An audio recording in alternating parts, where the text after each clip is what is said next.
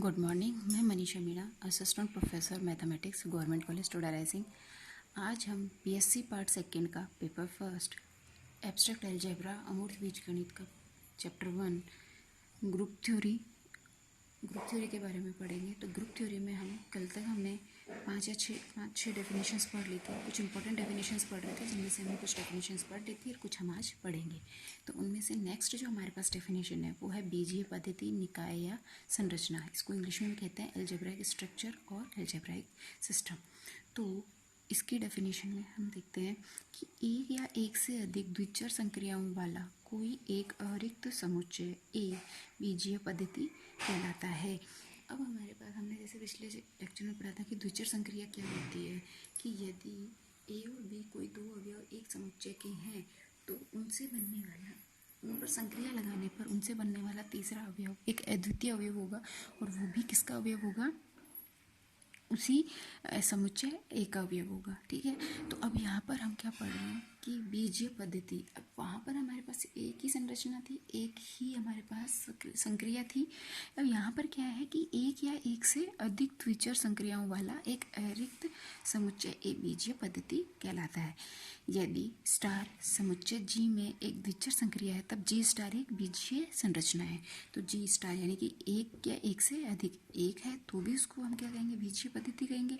और एक से ज़्यादा अगर संक्रियाएं हैं तो भी हम उसे क्या कहेंगे? बीजीय पद्धति कहेंगे।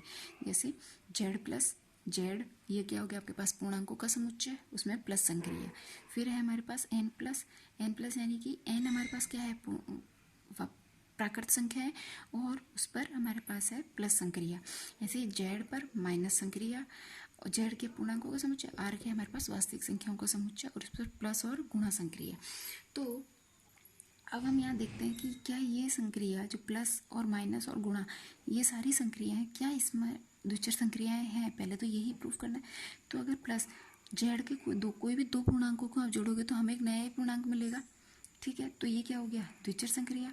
ऐसे ही एन क्या है? प्राकृत संख्या है। कोई भी दो प्राकृत संख्याओं को जोड़ेंगे तो भी ये क्या बनेगी? एक द्विचर संक्रिया।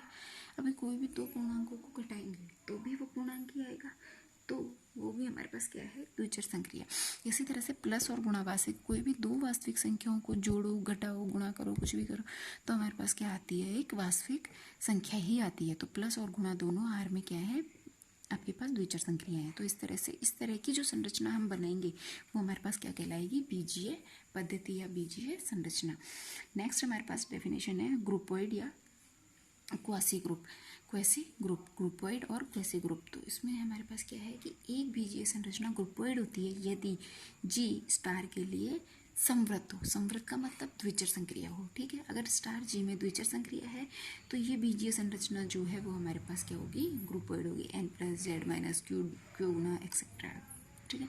नेक्स्ट हमारे पास डेफिनेशन है लूप क्या होता है कि एक ग्रुपोइड हो, यानी कि स्टार संक्रिया उसमें क्या हो? द्विचर संक्रिया हो, यदि उसमें तत्समक अवयव ई विद्यमान हो, जिससे e star a is equal to a star e is equal to a for every a belongs to G. अर्थात एक बीजीय संरचना जी स्टार लूप होता है यदि जी स्टार के लिए समवृत्त हो तथा उसमें स्टार संक्रिया का तत्समक अवयव विद्यमान हो। तत्समक अवयव क्या होता है? तत्समक अवयव वो अवयव है जिसे हम जैसे एक गुणा संक्रिया ले लेते हैं हम। ठीक है। और हम ले लेते हैं कोई भी वास्तविक संख्याओं का समुच्चय ले लेते हैं, उस पर हमने गुणन संक्रिया ली। ठीक है। तो गुणन संक्रिया के लिए तत्समक अवयव एक ऐसा अवयव होगा जिसे किसी भी वास्तविक संख्या से गुणा करें हमें वापस से वही संख्या प्राप्त हो जाए। तो ऐसा कौन सा अवयव है जिससे हम किसी भी वास्तविक संख्या को गुणा करें हमें वापस से वही संख्या मिल जाए? एक से आप गुणा करोगे तो हमेशा वही संख्या मिलेगी। ऐसे ही प्लस संक्रिया के लिए तत्समक अवयव क्या होगा? ऐसा कौन सा अवयव जिसे हम प्रत्येक वास्तविक संख्या में जोड़ें और हमें वही वास्तविक संख्या वापस से मिल जाए? तो ऐसा कौन सा अवयव है? जीरो को आप किसी भी संख्या में जोड़ो वास्तविक संख्या में, हमेशा वही संख्या मिलेगी। तो इस तरह से तो ये संक्रिया अगर आपके पास स्टार संक्रिया है तो स्टार संक्रिया के लिए कि यदि हमें एक अवयव ई ऐसा मिल जाए जिसे किसी भी ए से, यानी कि जी के किसी भी अवयव ए से संक्रिया लगाने पर हमें वापस से वही अवयव मिल जाए, तो इस तरह की जो इस तरह से जो संरचना बनी जी स्टार वो क्या होगी, आपके पास लूप होगी। तो वो अगर एक बीजीय संरचना लूप कब होती है, जब यदि वो समृद्ध हो और साथ में संक्रिया स्टार का तत्समक अवयव भी उसमें विद्यमान हो। नेक्स्ट डेफिनेशन है सेमी ग्रुप। सेमी ग्रुप क्या है कि यदि जी एक अरिक्त समुच्चय है जिसमें स्टार एक द्विचर संक्रिया है, स्टार द्विचर संक्रिया है, तब बीजीय संरचना जी स्टार सेमी ग्रुप होता है यदि जी स्टार के लिए समृद्ध हो। समृद्ध का मतलब द्विचर संक्रिया हो, वो यहाँ लिखी भी है। सेकंड, स्टार जी में साहचर्य नियम का पालन करे। साहचर्यता क्या है, एसोसिएटिव। एसोसिएटिव हो तो एसोसिएटिव क्या है कि ए को पहले बी से ऑपरेट करे फिर सी से ऑपरेट करे। तो ये किसके बराबर होगा कि ए को पहले बी और सी को ऑपरेट करें फिर ए को ऑपरेट करें। तो इस तरह से जो अवयव हमें प्राप्त होगा वो इक्वल होंगे। तो यदि इस नियम का पालन करता है तो ऐसी संरचना, बीजीय संरचना आपके पास क्या कहलाती है, सेमी ग्रुप। जैसे कि एन प्राकृत संख्याओं और गुणा, तो प्राकृत संख्याओं को 1 और 2 को गुणा करो फिर 3 को गुणा करो, चाहे 2 और 3 को गुणा करो फिर 1 से गुणा करो, तो सेम ही आएगी। ऐसे ही एन प्लस, चाहे 2 और 3 को जोड़ो और फिर उसमें 4 जोड़ो, चाहे 3 और 4 को पहले जोड़ो फिर 2 को जोड़ो, तो सेम ही नंबर मिलने वाला है। तो जेड माइनस एक बीजीय संरचना नहीं है लेकिन सेमी ग्रुप है, एक बीजीय संरचना है परंतु सेमी ग्रुप नहीं है। तो बीजीय संरचना का मतलब समृद्ध तो है क्योंकि इसमें आप कोई भी पूर्णांक को घटाओगे तो वो वापस से पूर्णांक ही प्राप्त होगा, लेकिन सेमी ग्रुप नहीं है। क्यों नहीं है, क्योंकि एसोसिएटिव ग्रुप का नियम का पालन नहीं करता। क्योंकि देखो आप 3 और 4 को पहले जोड़ो फिर उसमें से 1 घटाओ, एक तो ये कंडीशन है। एक हमारे पास है कि 4 में से 1 को हम घटा दें और फिर उसमें 3 जोड़ें, ठीक है, या फिर कोई बड़ी संख्या, ये तो इक्वल आ गया लेकिन हमेशा पालन नहीं करता क्योंकि एक ना एक अवयव हमें से, जैसे माइनस वाले अवयव ले लो कि नेगेटिव अवयव को आप जोड़ोगे पहले और फिर उसी में से नया अवयव घटा दोगे तो हमें नया नंबर अलग प्राप्त होगा और ये वाला अलग मिलेगा, ठीक है। नेक्स्ट हमारे पास जो डेफिनेशन है वो है मोनोइड की। मोनोइड एक अरिक्त समुच्चय जी में परिभाषित एक द्विआधारी संक्रिया या द्विचर संक्रिया, एक ही नाम है। स्टार के लिए के बीजीय निकाय जी स्टार को मोनोइड कहते हैं यदि जी स्टार के लिए समृद्ध हो। सेकंड, स्टार सहचारी हो, अभी हमने पढ़ा। तीसरा इसमें क्या है कि स्टार का तत्समक अवयव भी इसमें विद्यमान हो। 3 कंडीशंस हो गई मोनोइड के लिए, समृद्ध हो, सहचारी हो और तत्समक अवयव का अस्तित्व हो। तो इस तरह की जो आपके पास बीजीय संरचना बनेगी वो क्या कहलाएगी, आपकी मोनोइड। जैसे एन गुणा, एन में यानी कि प्राकृत संख्याओं में गुणन संक्रिया हम अगर लगाएं तो इसका तत्समक अवयव भी इसमें विद्यमान होगा 1, ठीक है। दूसरा, ये साहचर्य भी है, 2 किसी भी संख्या को कोई भी 2 प्राकृत संख्याओं को गुणा करो, उससे तीसरे को गुणा करो, फिर लास्ट वाली दोनों को गुणा करो, फिर उससे पहले वाली को गुणा करो, तो सेम ही अवयव मिलेगा। समृद्ध भी है क्योंकि 2 प्राकृत संख्याओं को आप गुणा करोगे तो वापस से हमें एक नई प्राकृत संख्या ही प्राप्त होगी। लेकिन n+1 मोनोइड नहीं है। क्यों नहीं है, क्योंकि प्लस संक्रिया के लिए तत्समक अवयव इसमें विद्यमान नहीं है। प्लस संक्रिया के लिए तत्समक अवयव क्या होता है, 0, तो 0 प्राकृत संख्याओं में नहीं आता है, ठीक है। अब हमारे पास जो मेन डेफिनेशन है वो है हमारे पास ग्रुप की, यानी कि समूह। ग्रुप क्या होता है, तो हम इसके लिए सबसे पहले देखते हैं कि माना जी एक अरिक्त समुच्चय है जिसमें एक द्विचर संक्रिया स्टार परिभाषित है, तो बीजीय पद्धति जी स्टार ग्रुप कहलाता है यदि द्विचर संक्रिया निम्न प्रतिबंधों को संतुष्ट करे।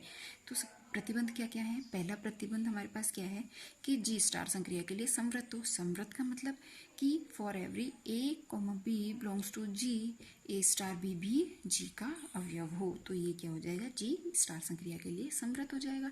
सेकंड है कि स्टार जी में सहचारी हो। सहचारी का मतलब क्या है कि a star b star c is equal to a star b star c for every a b c belongs to G, तो यानी कि साहचर्य नियम का भी पालन करे। थर्ड है कि जी के प्रत्येक अवयव का तत्समक अवयव, प्रत्येक अवयव का तत्समक अवयव नहीं, जी में स्टार संक्रिया का तत्समक अवयव, जी में स्टार संक्रिया का तत्समक अवयव विद्यमान हो। तो यानी कि एक ऐसा अवयव हमें मिल जाए जिसे किसी भी जी के किसी भी अवयव से गुणा करें, हमें वापस से वही अवयव मिल जाए। तो a star e is equal to a star a is equal to a for every a belongs to G. तो ये कौन सी आपके पास, इस कंडीशन को क्या नाम देंगे, तत्समक अवयव का अस्तित्व। फोर्थ हमारे पास है कि जी के प्रत्येक अवयव का प्रतिलोम अवयव जी में विद्यमान हो। जी के प्रत्येक अवयव का प्रतिलोम अवयव जी में विद्यमान हो। प्रतिलोम अवयव क्या है कि हमें एक ऐसा अवयव बी प्राप्त हो जिसे हम ए से गुणा करें, तो ए का प्रतिलोम ए को बी से गुणा करने पर हमें तत्समक अवयव मिल जाए, तो बी ए का क्या कहलाएगा, प्रतिलोम अवयव कहलाएगा, और ए बी का प्रतिलोम अवयव। इसी तरह से बी स्टार बी को ए से ऑपरेट करें तो भी हमें वापस से ई मिल जाए, तो इस तरह का जो अवयव बी होगा वो क्या कहलाएगा, ए का प्रतिलोम अवयव। इसका मतलब कि प्रत्येक अवयव का प्रतिलोम अवयव जी में विद्यमान हो। इसका मतलब a star b is equal to e is equal to b star a for every a belongs to G, प्रतिलोम अवयव का अस्तित्व। इसका मतलब दैट इज, अर्थात जी के प्रत्येक अवयव ए का एक संगत अवयव बी उसमें इस प्रकार है कि a star b is equal to e is equal to b star a, तब बी को ए इनवर्स से व्यक्त करते हैं, यानी कि बी ए का प्रतिलोम कहलाता है। तो यहाँ पर इनवर्स का मतलब है कि उसका प्रतिलोम अवयव, ये आगे काफ़ी यूज आएगा आपके पास।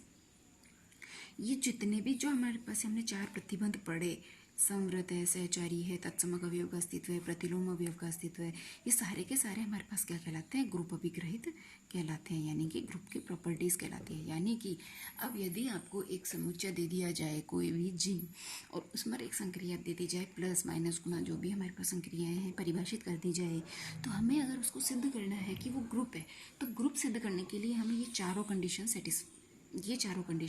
संतुष्ट होनी चाहिए। ये सही, इनको हमें करना पड़ेगा कि ये जब तक ये सारी की सारी कंडीशन सेटिस्फाई नहीं होती तब तक जी हमारे पास उसका एक ग्रुप स्टार संक्रिया के लिए ग्रुप नहीं बनेगा।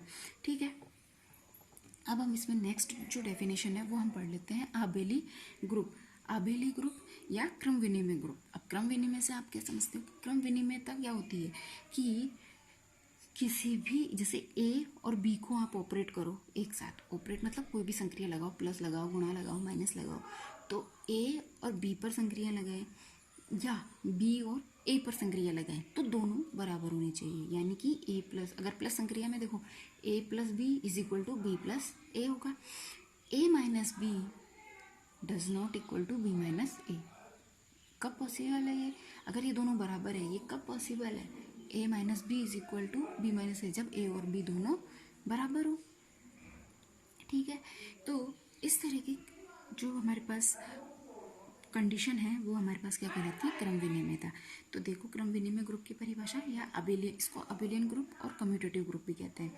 अबेलियन ग्रुप, तो इसके लिए डेफिनेशन है कि एक ग्रुप जी स्टार, ग्रुप तो हो ही, मतलब ये चारों कंडीशंस तो सेटिस्फाई करे, अगर आबेली या क्रम विनिमय ग्रुप कहलाता है यदि जी के प्रत्येक युग्म ए बी के लिए a star b is equal to b star a हो।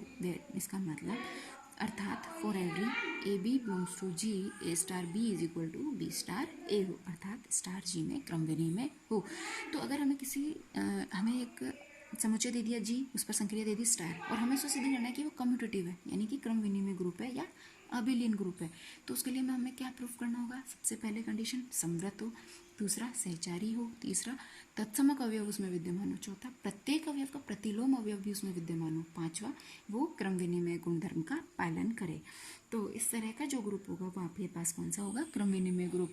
और जो क्रम विनिमय नियम का पालन नहीं करेगा वो आपके पास क्या कहलाएगा, अक्रम विनिमय ग्रुप। यदि एक भी युग्म a comma B belongs to G के लिए a star b does not equal to b star a, तो जी स्टार अक्रम विनिमय या अनआबेली ग्रुप कहलाता है।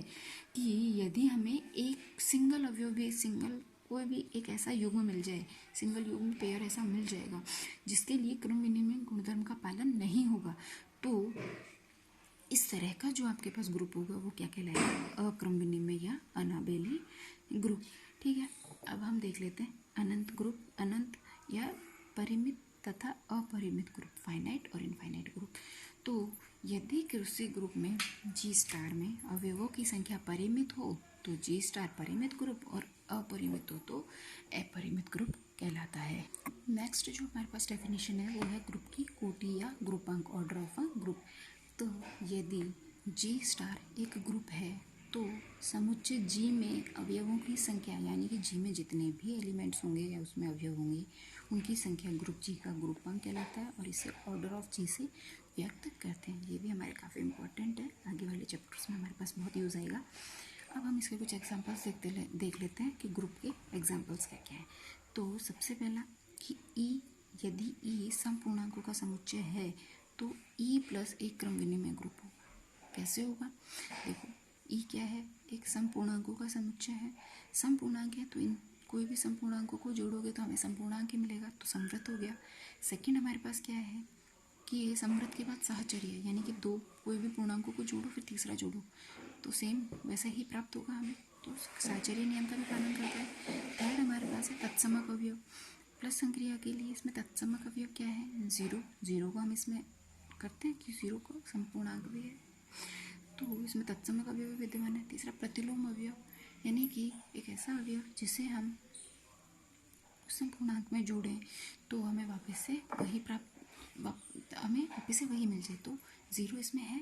तत्समक अवयव, प्रतिलोम अवयव कि तो तत्समक अवयव हो गया। प्रतिलोम अवयव के लिए क्या है कि हमें एक ऐसा संपूर्णांक चाहिए जिससे उस संपूर्णांक में जोड़े हमें तत्समक अवयव यानी कि जीरो मिल जाए। तो 2 - 2 धनात्मक नहीं है ना, इसमें सारे संपूर्णांक आ गए, प्लस और माइनस वाले दोनों ही आ गए। तो +2 - 2 दोनों को जोड़ेंगे तो हमारे पास क्या आएगा? जीरो। तो इसका मतलब प्रत्येक अवयव का प्रतिलोम अवयव भी इसमें विद्यमान है।